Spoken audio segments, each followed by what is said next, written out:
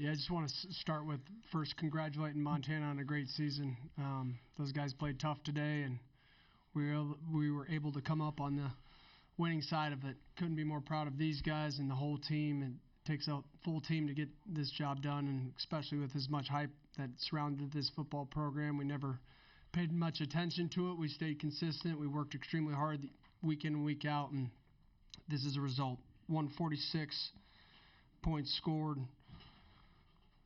to 15. This is the best defense in FCS history, and I'm proud of that, proud of this football team, proud to go back-to-back, proud to do it with these guys. I'm blessed to be the head coach of South Dakota State.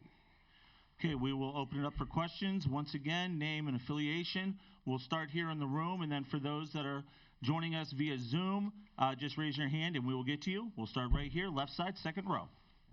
Lucas Sun, FCS Nation Radio. Coach, when we talked last week, you talked about how developing your players is what made South Dakota State so good. And everyone's trying to do that, though. So what about your program? What's the formula for developing your players? What makes them able to grow so much in your system? I don't think it's just developing scheme or developing athletically. It's developing the full person, the mind, controls your actions, how to respond from adversity. This team has been battle tested. A lot of this team has gone through a ton of heartache, and they've learned from it, and we've stayed consistent in our approach moving forward. And largely to do that is the leadership that's on this football team and guys like these two. We're blessed to be a part of a team full of a bunch of guys like the individuals that we have. They're special people before they are football players. They're hungry to win and very, very consistent day in and day out, and they love each other. We'll stay over on the left-hand side. Craig, go ahead. Craig Haley, Stats Reform. Coach, you just took an assessment of your defense, where you think it stands. How about your overall team this season, maybe the recent run? Where do you think this team stands historically? I'm not overly concerned about where it stands. I think this is one of the best teams. I know this is the best team that South Dakota State football's ever had. And that's what we concern ourselves about, where it stands in history. I'm not sure. You guys make that decision. Blessed to be around the guys, though. This is what I will miss most about the team is the people that make up the team. Garrett Greenfield, Mason McCormick, Isaiah Davis. There's a handful. Jason Freeman. Coached a lot of these guys in the linebacker room, and we're going to be missing several of them. That's probably the hardest thing for me is saying goodbye to people, and just glad we didn't let them down, and we did what we said that we would do. We'll keep it over here on the left-hand side, third row. Go ahead. Mark, Bill Speltz with the Missoulian newspaper. Can you talk about the challenges facing Montana's defense? And it just seemed like it all came together after you hit your big tight end there in the third quarter. Yeah, they make it difficult on us. They end up kind of running like a 3-3 stack. They have 3 down linemen, and they always have 3 linebackers. And one of them's always pretty much coming every single time, but you just don't always know which one. And it kind of sometimes makes it difficult on some of our run games, our run counts, and on the pass pickups. But our offensive line did a great job today on picking up all that.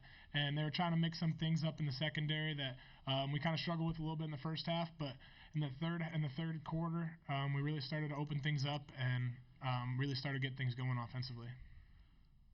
Okay, we'll go over here on the right-hand side, front row. Go ahead, please. Andrew Houghton, Skyline Sports. Coach, you came into the season with sort of having to maintain the standard that you guys set last season. What were the challenges of doing that? How were you able to do that so successfully throughout, the journey of the season?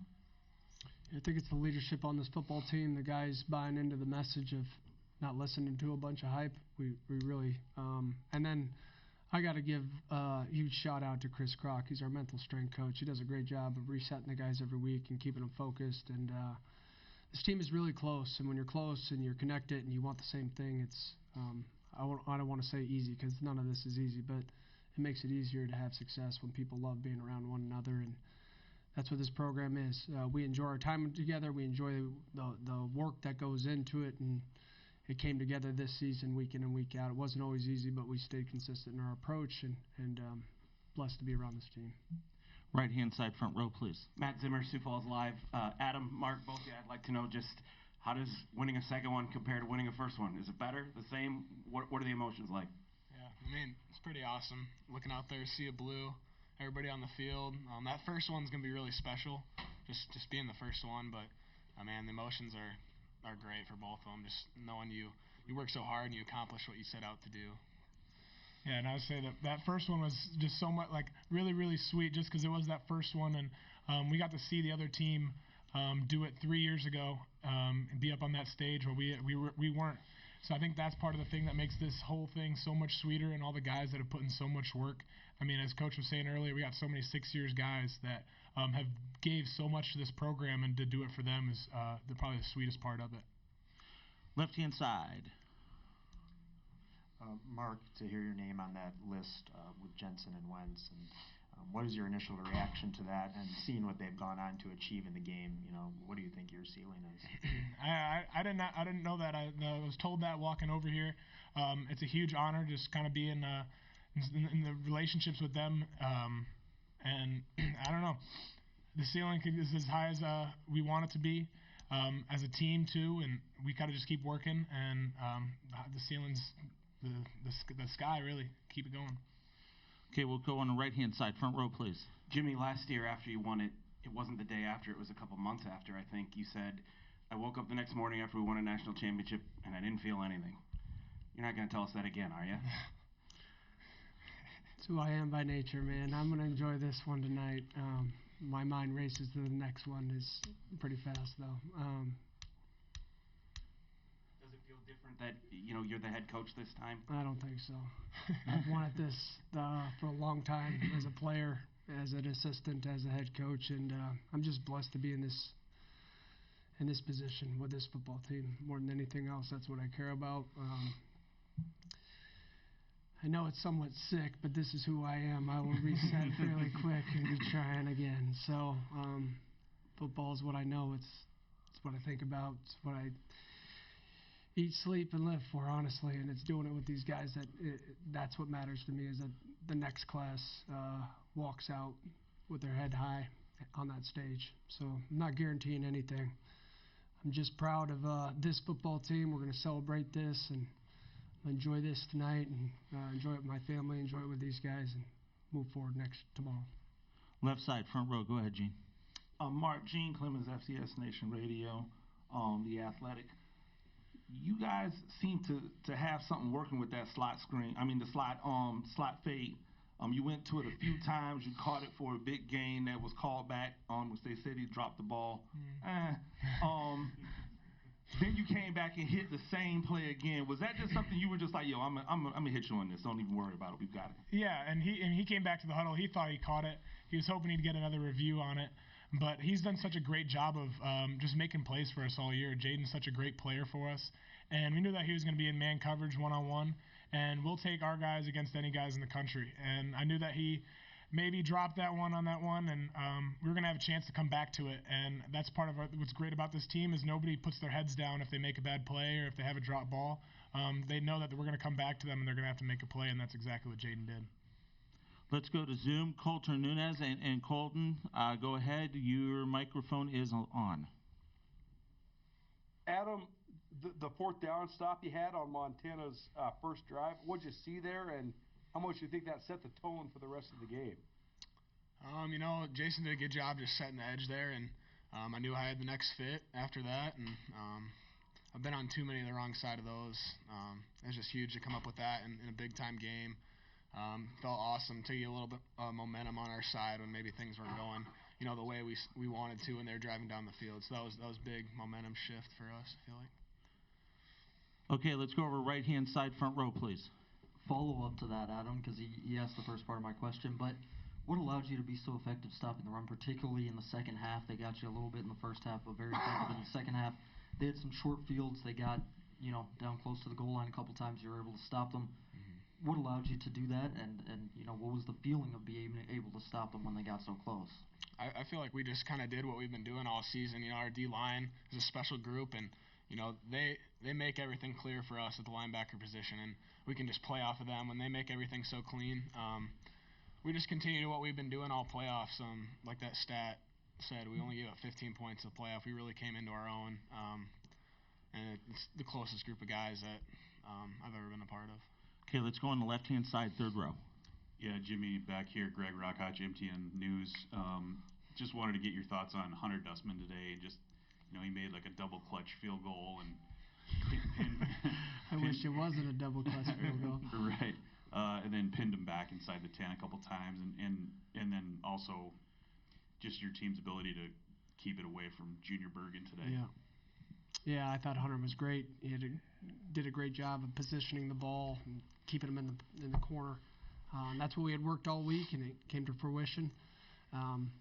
He got one on us on the opening kickoff. At the end of the day, it comes down to tackling and doing the basic things extremely well. But I was really proud of Hunter. Unfortunate we didn't get that, the PAT there. But overall, team win. Special teams was a part of this, and really blessed to be around this team. And again, the guys, the coaches, the players, it means the world to us. We got time for a few more. Let's go over right-hand side, front row. Matt? Jimmy, were you disappointed at all with the first half, and what kind of adjustments or conversations did you have at halftime to come out better in the second? No, not disappointed. We made some uncommon errors. The punt that hits Matt Durant's, and then Jay Lee jumped on it. I didn't see it hit Matt Durant's, but Jay Lee said it hit Matt. We were trying to get away from the football, and when you're trying to finish a play, those things will happen. Did we want it to have happen? No. But we were able to respond. He threw an interception, didn't see the guy fall off. We responded. He knows that. And so you can't hang your head on the mistakes, but overall, if they can't score points, they can't beat you. And we stayed consistent with that, and we knew if we gave our offense enough opportunities, success would come, and we started getting going in the third quarter. Up front here, left-hand side.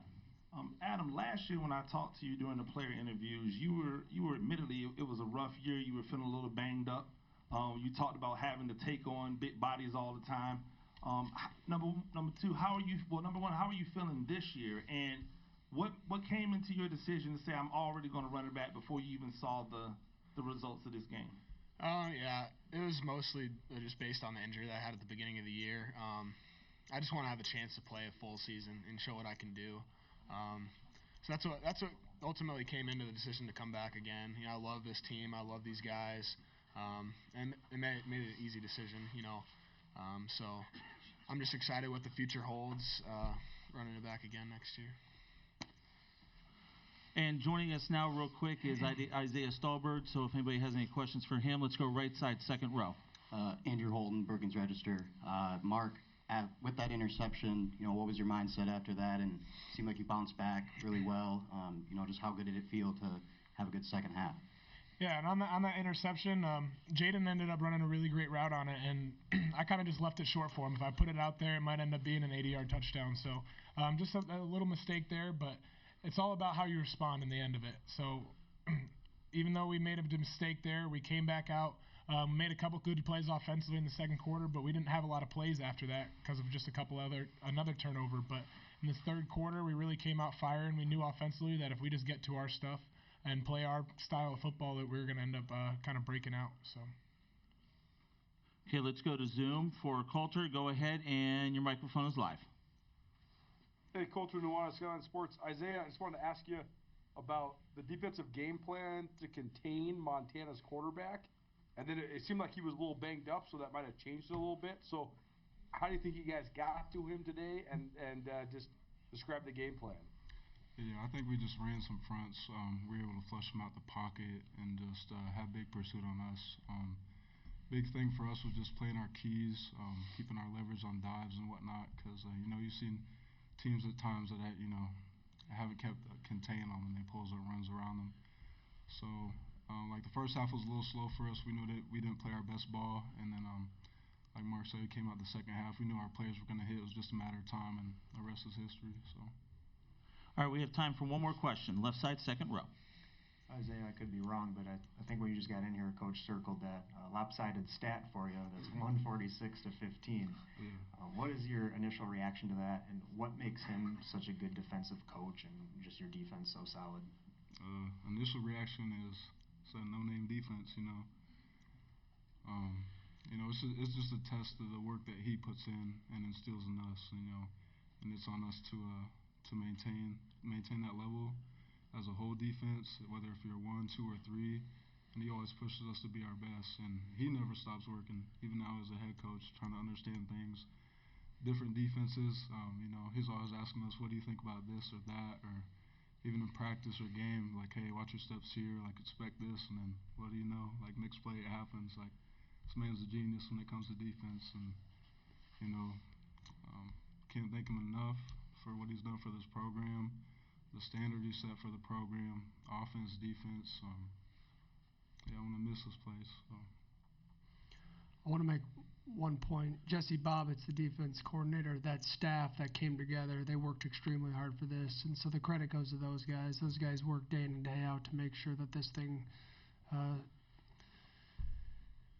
not only stayed to the standard in which we expected, but they got better. This football team got better. This defense got better, and a lot goes to Jesse, a lot goes to Pete Menage and Mike Banks and Jalen, and just the overall staff. Those guys work extremely hard, and I'm proud of like the whole body of work throughout the season because we consistently got better.